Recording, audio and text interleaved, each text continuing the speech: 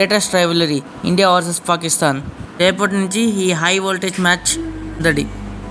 Match గురించి playing on, pitch report, అలానే key players, అలానే మ్యాచ్ ఎవరు గెలుస్తారు అండ్ ప్రిడిక్షన్స్ కూడా చేద్దాం.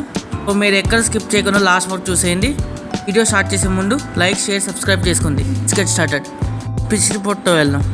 ఈ గ్రౌండ్లో బంగ్లాదేశ్తో ఆడినప్పుడు సెకండ్ ఇన్నింగ్స్లో డ్యూ రాలా.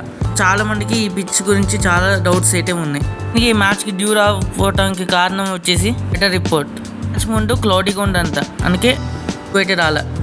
సో చాలా మందికి డౌట్ ఉంది, పిచ్ మీద బ్యాటింగ్ చేయాలా బౌలింగ్ చేయాలా అనేసి. టాస్ విషయంకి వస్తే ఒకవేళ డ్యూ వచ్చింది అనుకుంటే ఫస్ట్ బౌలింగ్ చేయాలి, లేదు డ్యూ అయితే రాడనుకుంటే ఫస్ట్ బ్యాటింగ్ చేయాలి. టాస్ అయితే అన్ప్రెడిక్టబుల్ అనమాట. మ్యాచ్ కోసం ఏమైనా చేంజెస్ చేస్తారంటే ఒక చేంజ్ అయితే చేసే ఛాన్స్ ఉంది.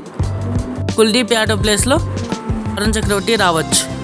ఎందుకు వరుణ్ చక్రవర్తి అంటే నాకు మిస్టరీ బౌలర్, అలానే పాకిస్తాన్ వాళ్ళు అస్సలు వరుణ్ చక్రవర్తి ఒకసారి కూడా ఫేస్ చేయాలి, కాబట్టి ఈ చేంజ్ అయితే వచ్చే ఛాన్స్ అయితే ఉంది.